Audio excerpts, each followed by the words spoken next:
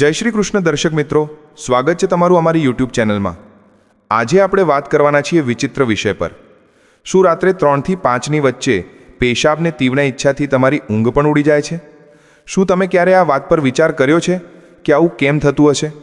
કે પછી તમે પણ આ વાતને એક સામાન્ય શારીરિક પ્રક્રિયા સમજીને જતી કરી દો છો? અને જો તમે આવું કરો છો તો તમે બહુ મોટી ભૂલ કરી રહ્યા છો।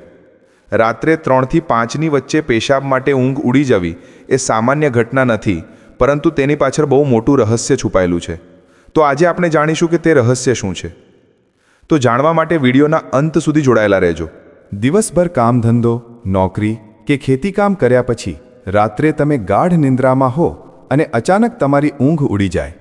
તમે છોલતા, આંખો ચોળતા ઊભા થાઓ છો અને એક અજીબ બેચેની અનુભવો છો।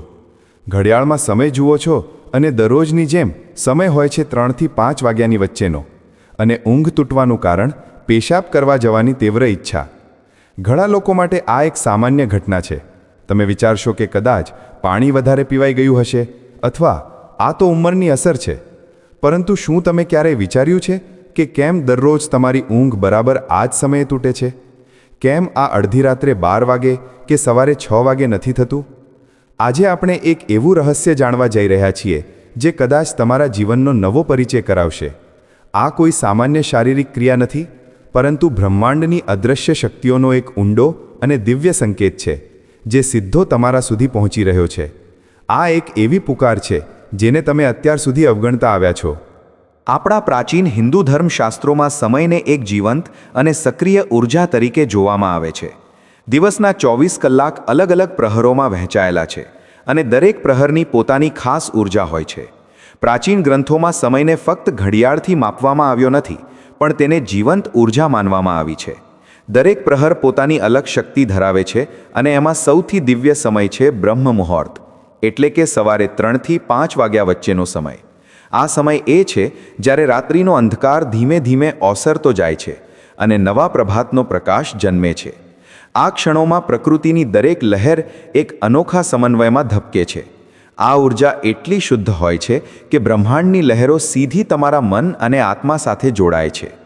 આ બધામાં જે સમય સૌથી વધુ પવિત્ર અને શક્તિશાળી માનવામાં આવ્યો છે તે છે બ્રહ્મ મુહૂર્ત, એટલે કે સવારે 3 થી 5 વાગ્યાનો સમય।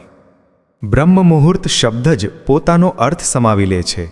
બ્રહ્મ એટલે પરમાત્મા અને મુહૂર્ત એટલે સમય, અર્થાત આ સ્વયં ઈશ્વરનો સમય છે।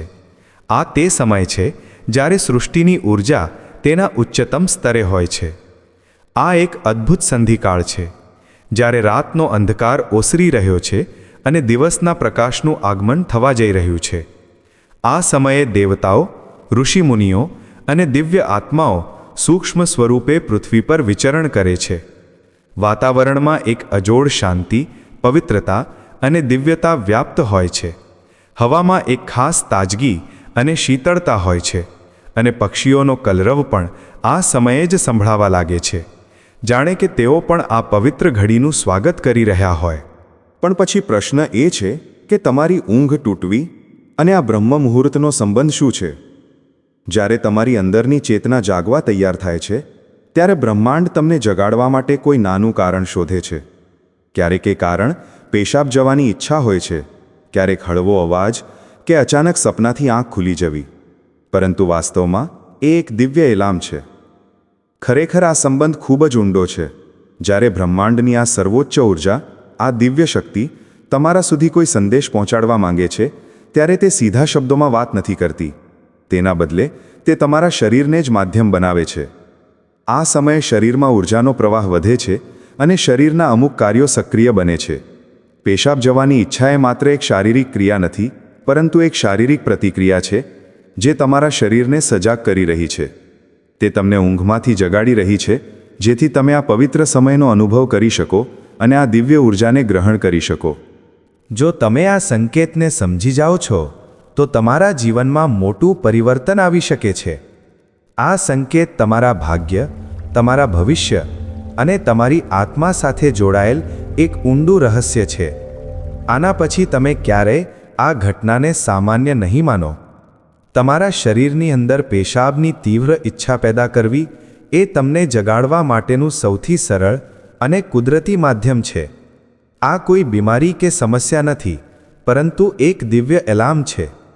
આ તે ઘંટડી છે જે તમને યાદ કરાવે છે, ઉઠો, જાગો, મારે તમને કંઈક કહેવું છે. જેને તમે ફક્ત એક શારીરિક જરૂરિયાત સમજીને પૂરી કરો છો અને ફરીથી ઊંઘી જાઓ છો, તે ખરેખર એક અમૂલ્ય અવસર છે જેને તમે દરરોજ રાત્રે ગુમાવી રહ્યા છો. આ તે સમય છે જે ઈશ્વરે ખાસ તમારા માટે નક્કી કર્યો છે, અને તમે અજાણતા જ તે દિવ્ય મિલનને ઠુકરાવીને પાછા સૂઈ જાઓ છો. તમે કદાચ વિચારતા હશો કે આ સંકેત ફક્ત તમને જ કેમ મળે છે, જ્યારે બીજા લાખો લોકો ગાઢ નિંદ્રામાં હોય છે. આની પાછળ 3 મુખ્ય કારણો છે. પહેલું અને સૌથી મોટું કારણ એ છે કે તમારી આત્મા જાગૃતિની ખૂબ નજીક છે. તમારા આ જન્મના કે પાછલા જન્મોના સારા કર્મો, તમારી સાધના અને પ્રાર્થનાઓ હવે ફળ આપી રહી છે. તમારી ચેતના એ સ્તરે પહોંચી રહી છે જ્યાં દિવ્ય શક્તિઓ તમારી સાથે સીધા જોડાઈ શકે છે. તમે તે ખાસ આત્માઓમાંથી એક છો જેને બ્રહ્માંડ પોતાની આગામી યાત્રા માટે તૈયાર કરી રહ્યું છે. ઊંઘનું આ રીતે તૂટવું એ સાબિત કરે છે કે તમારી અંદર આધ્યાત્મિક ઊર્જાનો પ્રવાહ વધી રહ્યો છે.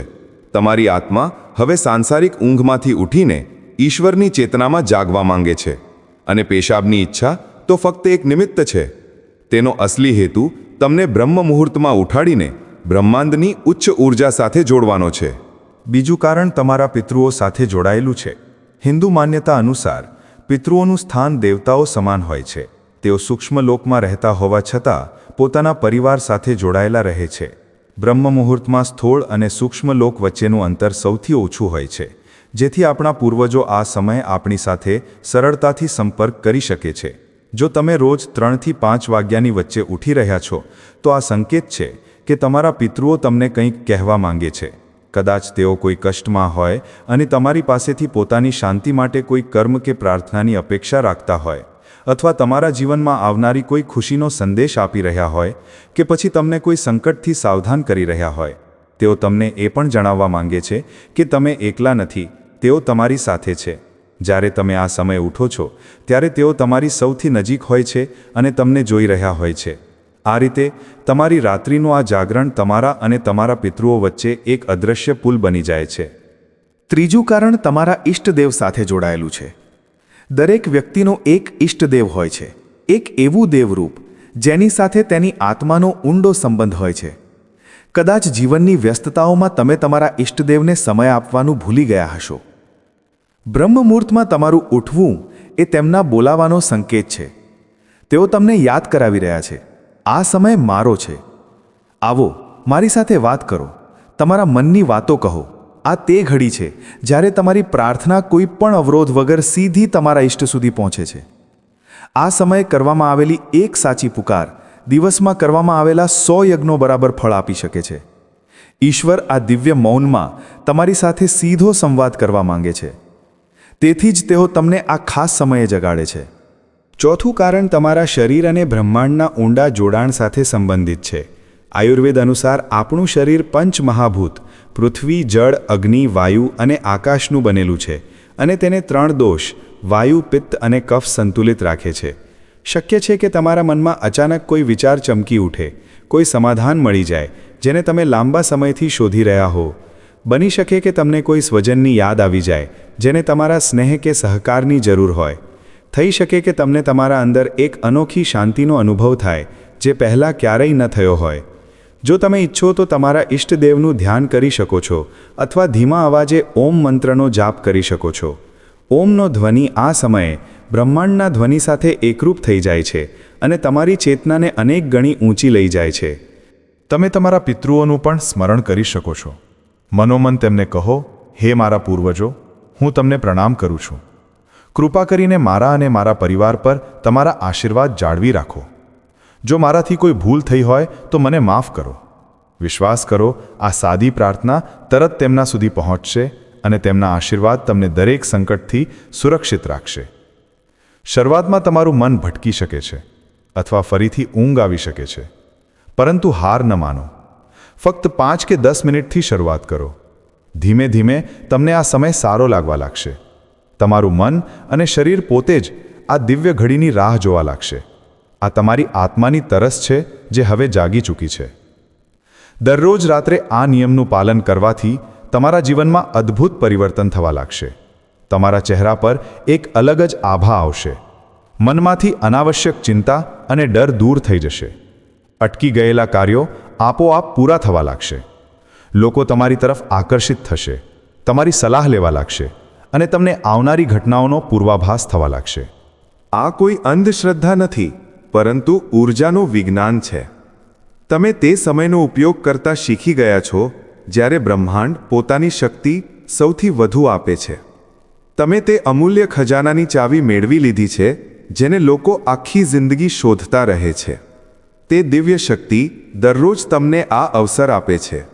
દર રાત્રે તમારા દરવાજા પર દસ્તક આપે છે અને તમે અત્યાર સુધી તેને અવગણતા આવ્યા છો. પરંતુ હવે આ રહસ્યને જાણ્યા પછી તમે આવું નહીં કરો. આ ઘટનાથી ડરશો નહીં, તેને અપનાવો. આ બ્રહ્માંડનો પ્રેમ સંદેશ છે જે ખાસ તમારા માટે મોકલવામાં આવ્યો છે. તેને ખોલો, સમજો અને તમારા જીવનમાં ઉતારો. ત્યારે તમે જોશો કે તમારું જીવન પહેલાં જેવું નહીં રહે. તમે અંદરથી શાંત, બહારથી સફળ અને આત્માથી પૂર્ણતાનો અનુભવ કરશો. હવેથી જ્યારે રાત્રિના સન્નાટામાં 3 થી 5 વાગ્યાની વચ્ચે તમારી આંખો ખુલે તો ગભરાશો નહીં. સ્મિત કરો અને મનોમન કહો, હું જાણું છું કે આ કોની પુકાર છે, હું તૈયાર છું. આ જ્ઞાન આપણા પૂર્વજોએ આપણને આપ્યું છે. આ આપણા ધર્મગ્રંથોમાં છુપાયેલો ખજાનો છે. આજે અમે તે ખજાનામાંથી ફક્ત એક નાનો મોતી તમારી સામે રાખ્યો છે. આપણી સંસ્કૃતિ અને પરંપરાઓમાં આવા અસંખ્ય રહસ્યો છુપાયેલા છે. જો આ જ્ઞાન તમને સારું લાગ્યું હોય અને તમને લાગ્યું કે તમારા જીવનનો એક મોટો કેમ આજે ઉકેલાઈ ગયો છે, તો તેને ફક્ત તમારી સુધી સીમિત ન રાખો. દર્શક મિત્રો, જો તમને આજનો આ વિડિયો સારો લાગ્યો હોય તો વિડિયોને લાઇક તથા શેર જરૂરથી કરી દેજો અને અમારી ચેનલને સબસ્ક્રાઇબ પણ જરૂરથી કરી દેજો. જય શ્રી કૃષ્ણ.